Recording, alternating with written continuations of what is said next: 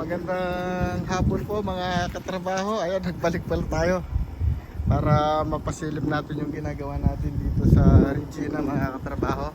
Ito gagawin natin siyang mag-up and down tayo mga katrabaho. Ngayon inuna muna natin yung dito sa may firewall niya mga katrabaho. Lahat ng firewall na ayan, muna tayo dito mga katrabaho. Ayan. Ito yung mga materialis natin, no. Ayan. Tapos titingnan natin ito, bali nakapag-asinta na tayo dito. Mukhang nakabuntis dito no? Sino nakabuntis dito? Na? Dito, konti no? Sa gitna. Hindi na nakahulog, ay hindi makukuha sa eskwela. Na? Sa eskwela, hindi makukuha. Dahil sinabi kong isasama ko sa vlog, ang bilis nagpukpuk agad. Ayan mga katrabaho, hinuhulugan na ni Boss Boss George. Dating artista po yan. Medyo umina na po yung pagdating sa industriya. Kaya nandito na po ngayon, nag-aano na lang siya. Hindi ka na ba tumakbo ng pagka-mayor? Si George. Ha? Taga saan ba si George? Dating Cavite o ano? Ayan o. Ayan, nag-ano siya. Hinuhulugan na niya yung palitada. Mukhang makapal yata yung palitada natin Kunin nyo sa manipis sa ilalim Kung kaya pang ihabol, habulin nyo pa. Para di baling manipis na lang sa ilalim. Para lang yung eksakto lang yung kapal mga katrabaho. Ito yan, si Junior. Si Junior Manukdok. Ayan, nagpapalitada siya rito mga katrabaho. Ayan ganda nung palitada niya dahil hindi pa nasisinaga ng araw. Pero pag nasinaga ng araw yan parang na ano ba yung pires? Ano ba sa Tagalog ng pires? Parang nahigad mga katrabaho. Ayan okay na po yung palitada na. Tingnan nyo yung sa kantuhan nila diretso naman yung kanto mga katrabaho. Ayan. Tapos yung isang artista din natin dito ay di na rin siya si Marvin Agustin. Naging labor na lang siya rito. Ano ba nangyari? Bakit naging labor ka na lang? Ha? Marvin Agustin? Na? Ano? Ay, hindi na nakita si Julina. Ayun, si Marvin Agustin Kaya naging labor na dito mga katrabaho. Pero napakasipag ng bata na to mga katrabaho. Si Marvin Agustin. Ayan, tayo dito, up and down. Ito yung mga ginamit nating hollow blocks dito ay D5. Sa lahat daw na naging labor ko, ito daw yung pinakamasipag. Natutulog pa, naghahalo na mga katrabaho. Ayan. Bago siya magising, naghahalo na ng simento mga katrabaho. Ganyan kakasipag yan. Kaya kung gusto nyo maghanap ng labor, ganito. Si Marvin Agustin, dating artista po yan mga katrabaho. Ngayon, nasira na po yung kutis niya. Biro nyo, nung isang araw, nung linggo, pumunta kami ng bukid, ayun. Bakit na ng Sampalok, ang dali niyang nakuha kagad. Magkano ka ba ang nun? 850. Yung pinagbentahan mo? 850. Ayun, naka 850 raw doon sa Sampalok mga katrabaho. Kaya wala siyang pinanghihinayaan na araw mga katrabaho. Lagi siyang busy, Okay, tara. Alis na tayo, George. Ayan mga katrabaho gumawa na tayo ng feeders. Nakasabit na mga katrabaho. Lagyan ng natin at kain. Yung sabi, pa mo ang dito ang kain ang gano'n. Tapos yung kanina pala, nakapag-gano'n na tayo. Balaki tayo na nito ka lang tayo. Tinsel na Ito, dalami motor ko ba itong... Ay, Mamberto pala. Damo ka ba niya naman? Yan, tapos ito, nakapag na tayo rito. Kapag year na.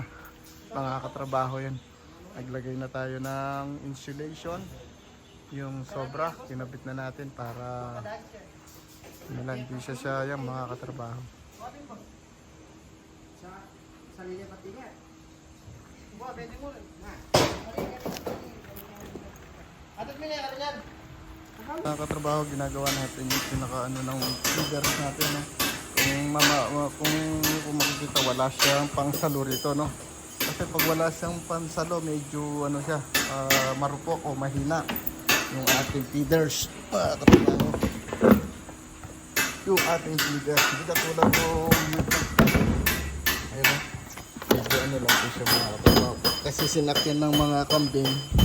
Pag mapako rito pag sumasakay sila rito naabutan nila sa paa nila ay tendency na sisira po ito mga katrabaho dahil ano lang siya plastic, no? Hindi po kasing iba dito dati, wala silang gano'n na kinabit, kaya ganun po yung nangyayari mga katrabaho, nasisira yung mga feeder. Ngayon naisipan natin na nilagyan natin ng pinakapangsalo mga katrabaho ito, so pinakasuporta niya kahit pa paano hindi sila masisira mga katrabaho or no? Kaya linagyan po natin ng ganito mga katrabaho. Ayan. Meron din siyang ganun. Ayun. Napakatibay niya. Meron na siyang pinakapangsalo niya.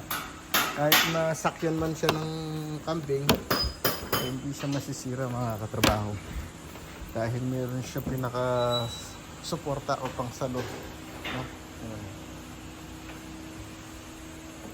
Kaya ganyan ang ating ginawa mga katrabaho. Kaya ayos lang yung naging design natin.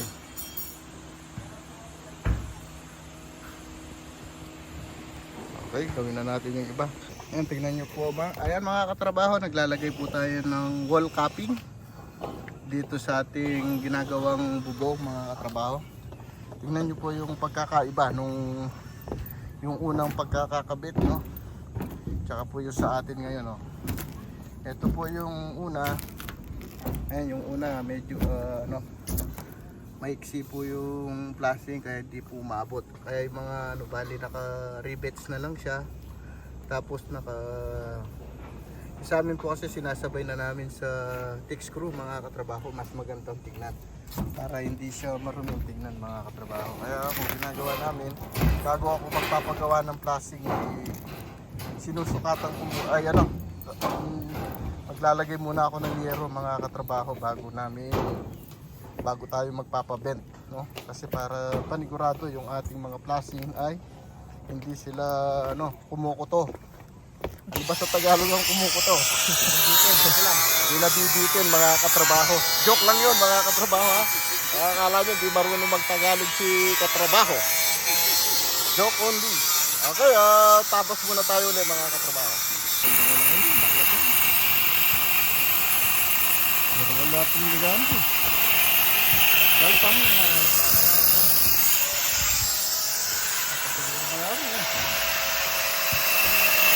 ha?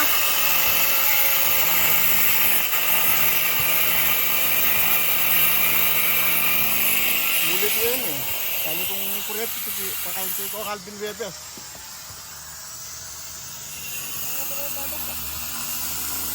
Na? Mga katrabaho, yan, oras natin ay 6:30. Mabot tayo ng 6:30 sa paglalagay ng flashing mga katrabaho. Ayan, medyo napalaban tayo dito sa wall flashing mga katrabaho, ang hirap ikabit.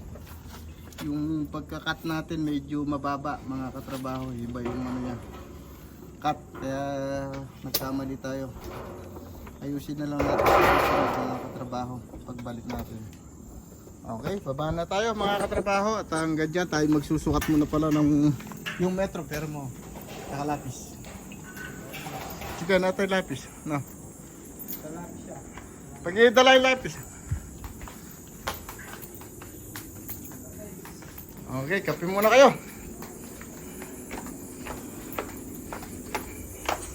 Mamaya na lang ako uwi pag walang traffic.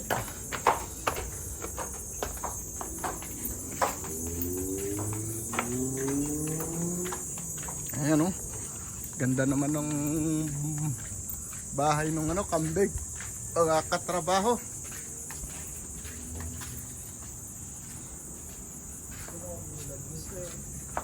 Dali mo rin ang gamit ko kay ni Ben. Ay. Oh. Pagkipalbog ito toolbox. Ah, ini pa. Ayun kaya na, pagkilo kami yung baterya. Pwede mo itong baterya nitang kaya. Ayan mga katrabaho, natapos din tayo dito sa o nakatapos na tayo na naman ng isang araw. Oh. Ayan, trabaho tayo uli bukas na naman yan dito. Muna tayo ako, ayan magsusukat muna po tayo ng flashing dito para sa gagawin natin dito sa may ano o yung binububungan natin ng isang ano pa rin, pulungan pa rin ng mga kambing, no? Yung kapag meron daw sakit dito raw nila ilalagay yung mga kambing, mga katrabaho. Ayan, no? Napakaganda, napakalinis naman tignan, no? Medyo okay naman yung pagkakabubong niya mga katrabaho, kahit na mga renifer na lang natin to. Ayan.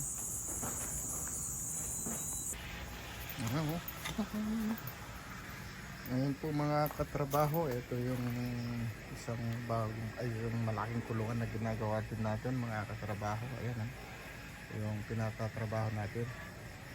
Ayan, napakalaking kulungan nito mga katrabaho. Yung pong mantakin na gaano kalaki yan, gaano naman ang gagastusin yan ni Boss Bato.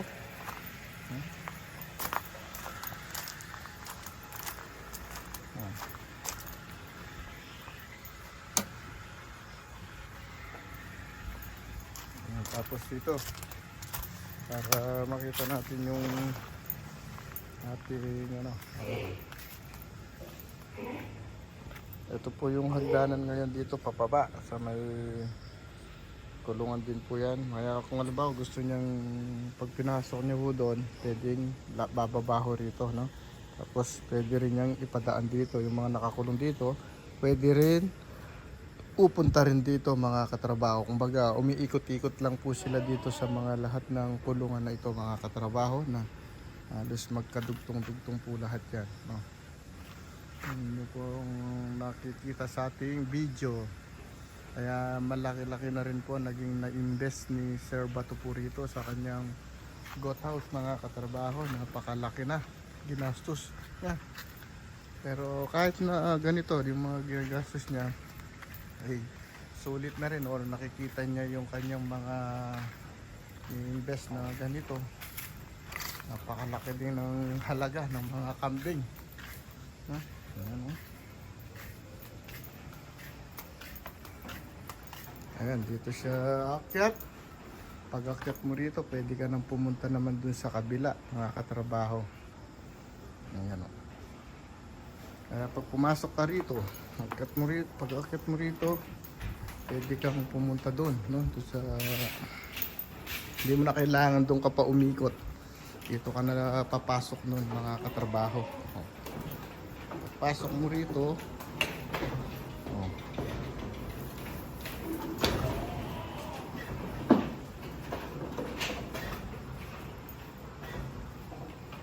parang mikit okay. Maluwa ay meron. Ayan, meron siya pinaka-stopper, ayun yung mga kambing, mga katrabaho, mabisyo pa sila. Nagpalagay na naman po siya ng mga lagayan ng mga mga blower mga katrabaho. Ayan.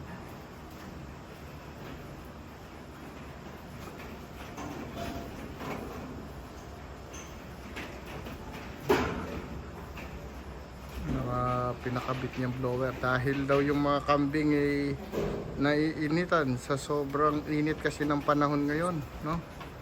Kaya yan, nagpakabit na naman siya ng mga blower. Ayan, kung magkano yung mga blower din na yan, siyempre gagastos din ng mga kuryente yan, no?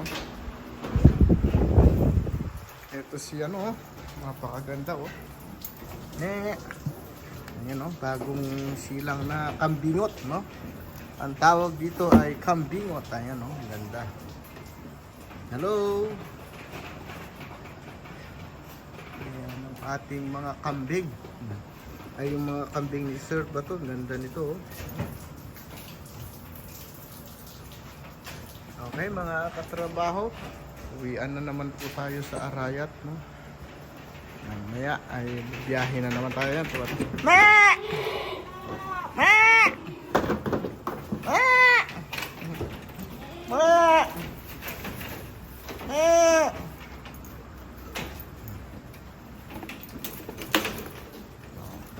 Labas na tayo.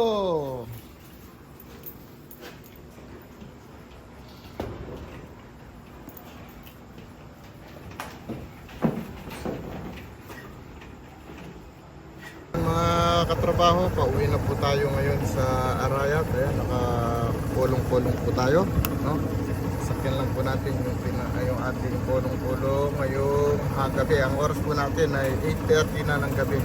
Siguro makakarating na tayo doon mga 9:30 or 10, mga katrabaho.